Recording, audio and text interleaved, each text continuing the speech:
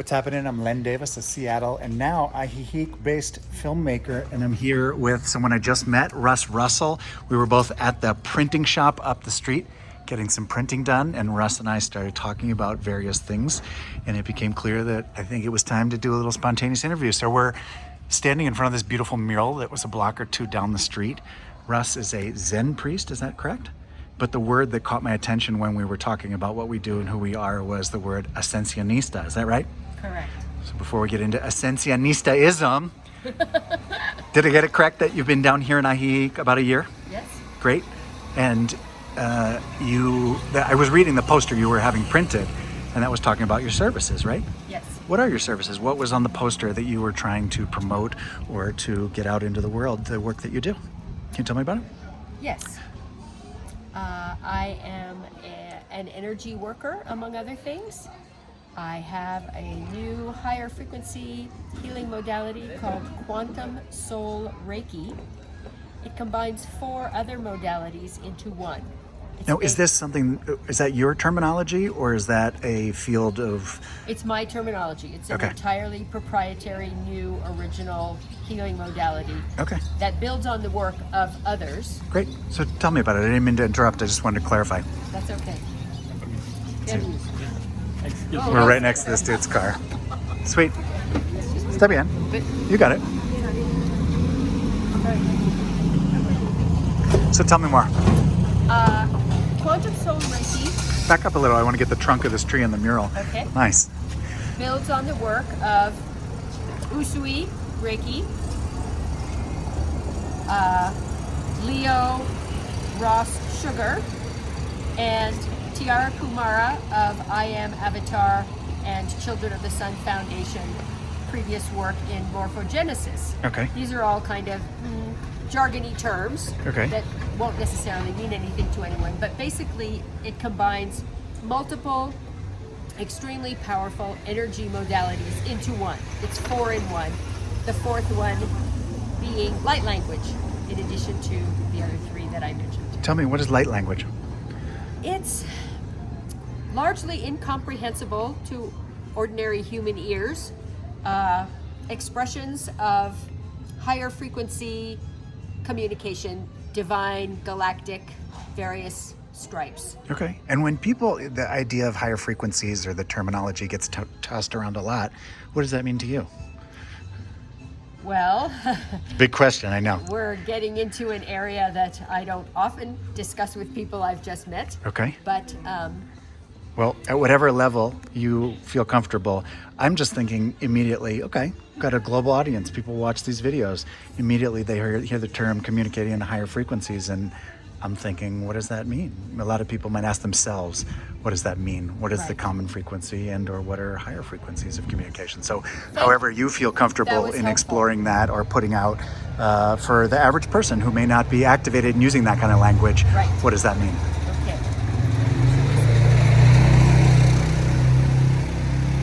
Here on planet Earth at this time, in ordinary human reality, we are in what's conventionally known as 3D, the 3rd dimension. We also are veering into 4D, which is the astral plane and where we dream, where we go when we dream. And the ascension process that I am here to help facilitate, along with many others who are also here facilitating, is to move this planet and all her life into the 5th dimension. You may remember in the 60s there was a beautiful band of singers called the 5th Dimension, and they made songs about the age of Aquarius and let the sun shine in and all that sort of thing. Who knew at that time, I certainly didn't back then, that there was actually such a thing as the 5th dimension and that we were all moving in that direction, and I guess those people must have been way ahead of their time. I'm not really certain, but I am an incarnated angel, actually. I know that sounds crazy to most people. I can't help that. We've been programmed, our entire humanity has been programmed to reject everything of higher spiritual nature because it's beneficial to some beings that we stay in the 3rd dimension where we can be used in ways that are soon going to come to an end. And it's so complex and multi-layered that I hesitate to go any further. as a just brief introduction. Okay. And here comes some folks we need to get by.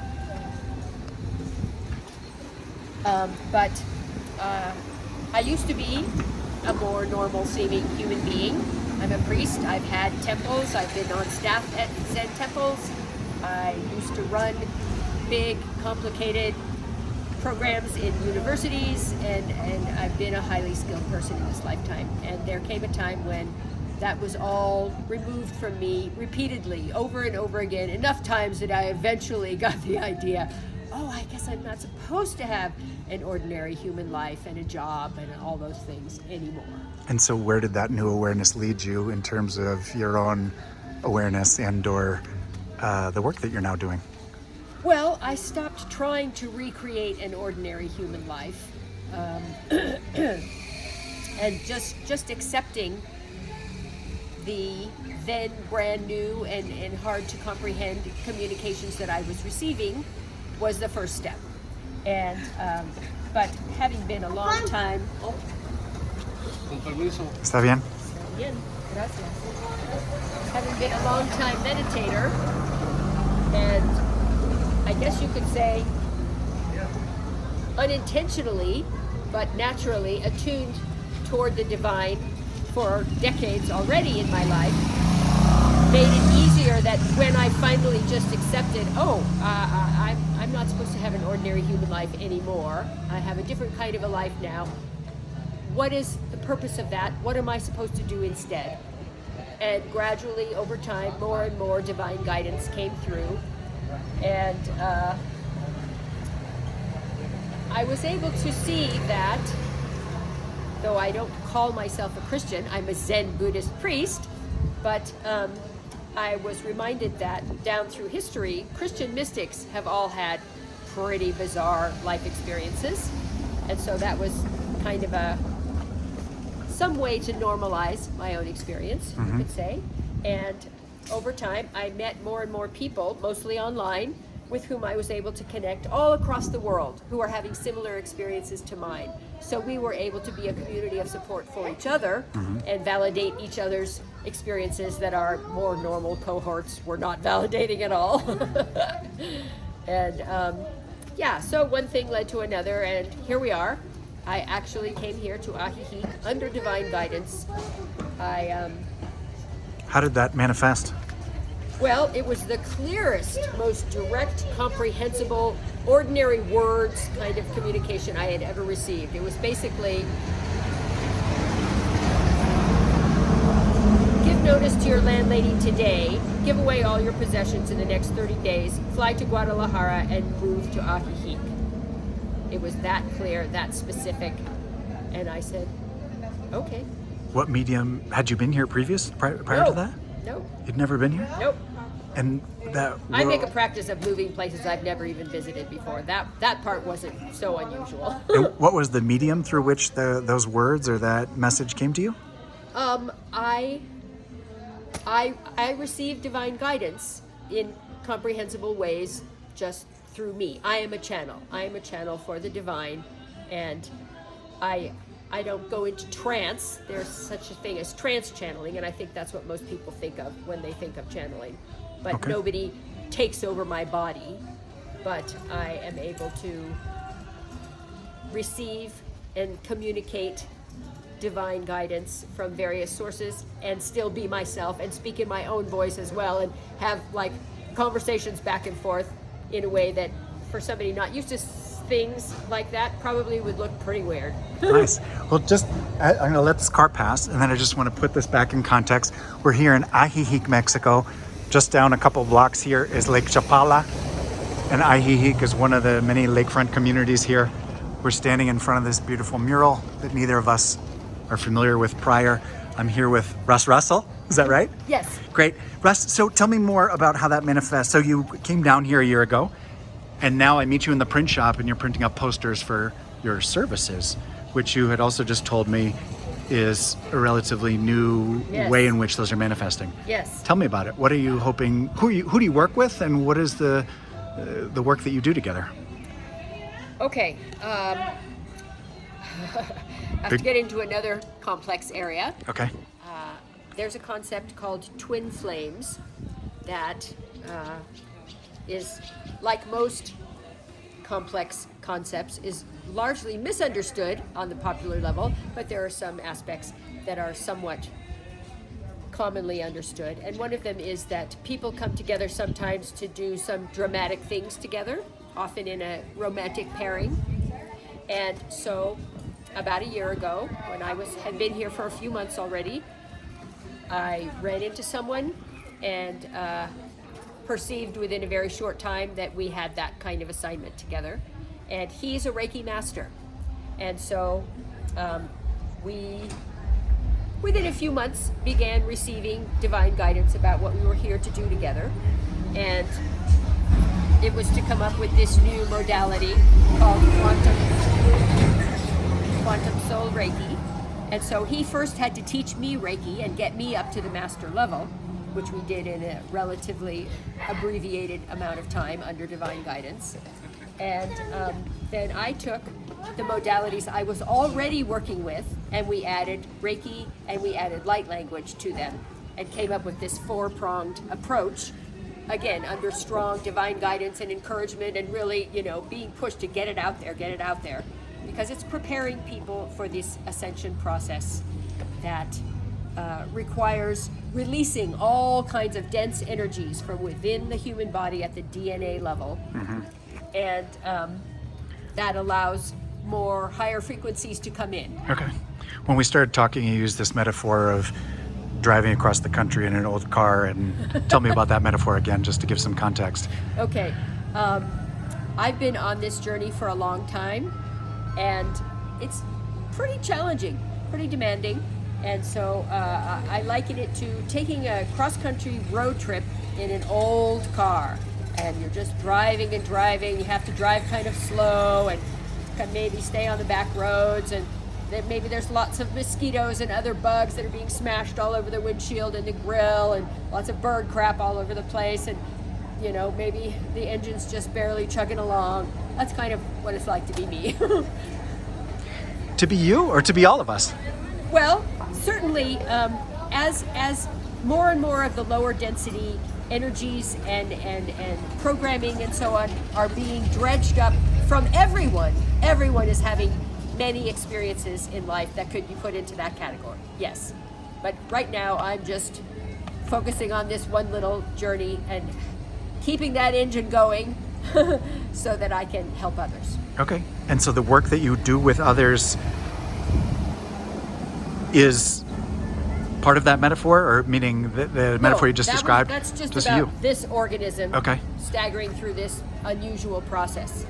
But what I do to help others is the Quantum Soul Reiki is pretty new. I think I've only done Now this is Soul, S-O-U-L or S-O-L? S-O-U-L. Okay, because we are here in Mexico, right? Yes, and the sun is a big part of this whole thing, for sure.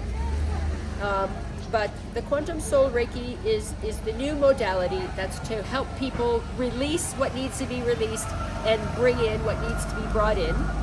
And I also provide life coaching services and ascension kind of guidance and hand-holding and so on online to people all around the world. Okay. Now, I've heard you use the word ascension a number of times, and while we were in the print shop, you used the word ascensionistas. Can you tell me about what each of those is? What does it mean to ascend? Or when you use it in the context of what you're talking about in your own journey or the work that you do, what is that ascension? Okay. Well, as I mentioned to you in the print shop, didn't want you to get clipped there. This planet and all her life, and the galaxy and the cosmos as well. It's not just us, but this place is a big focus, let's say, of energy, universally and cosmically right now. The hubris of human beings who always think they're the center of everything. Well, actually, right now, that hubris is justified right now. Because how so? This process that we're undergoing on this planet actually has never been undertaken anywhere before.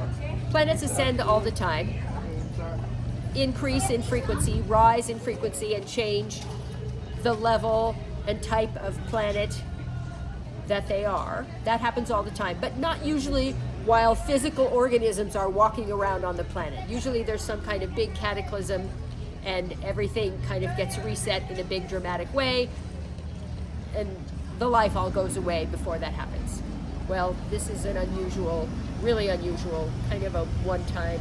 I'm just imagining how bizarre this is going to sound to everyone who's not accustomed to these concepts.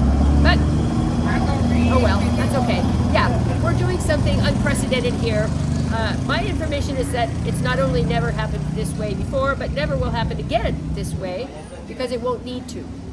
But things are being balanced out in ways that planet Earth, raising in frequency, and all her life also rising in frequency, is going to bring about big changes, and that also will necessitate a lot of very troubling disclosure of things that have been previously hidden on this planet coming out in public view pretty soon. Which realm are you talking about?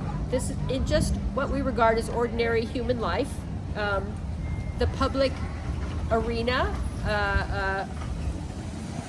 politics, education, medicine, all of those kinds of structural supports of society are all going to be changing dramatically in the reasonably near-term future, and things will be revealed that will be very troubling to people, and we'll all just have to come to terms with all that and continue replacing everything that needs to be removed with the better versions that we all know can be possible. We know in our hearts the vast majority of humanity are beautiful, well-intentioned people who actually want to help and care for other humans. And that's what we're going to start doing a lot better job of very soon. Okay. And what does the term ascensionistas mean? Well, that's just kind of a coined term.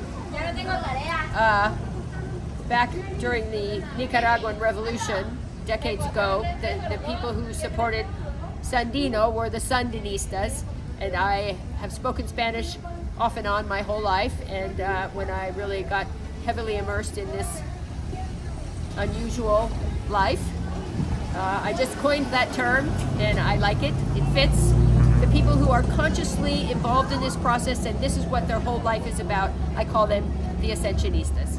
Nice. Can you tell me again who you are and where we are on the planet here? Sure. My regular American friends call me Russ Russell. My Hispanic friends call me Divina Russell, Divina, which means divine. I'm a Soto Zen Buddhist priest. I'm living here in Ajijic, Jalisco, Mexico now, because I was brought here under divine guidance to be part of the great spiritual awakening that Yogananda, right here in this town, prophesied almost 100 years ago. He said there's a beautiful print of him on a boat out on Lake Chapala, and he said, in the future, this will be the site of a great spiritual awakening. I did not know that. Something, isn't it? Wow. Woo! How would people learn more about you and your work or reach you if they were interested? Well, let's see. On both. Yeah, I'm not looking so much for a phone number and email. Do you have a website or a place where people might reach you? Facebook is really the best place to find me. Okay, I'll make sure to put that in the description. Great. Great. Anything else you'd like to share before we end? Thank you for sharing where you're at and the work that you're doing. Anything else come to mind that you'd like to share before we end this? I appreciate your interest, your open-heartedness and open-mindedness. I hope that those who view this video may also receive it with open hearts and minds. Nice. Great. Again, I'm Len Davis, a Seattle-based filmmaker, now living in Ajijic, Mexico. I met my new friend Russ here at the print shop up the street. We were both printing some stuff, and we chose this beautiful mural as a nice place away from the noise of the main street. Russ, thank you so much. Take care. Stay, Thanks, Len. all right, stay fresh. Bye.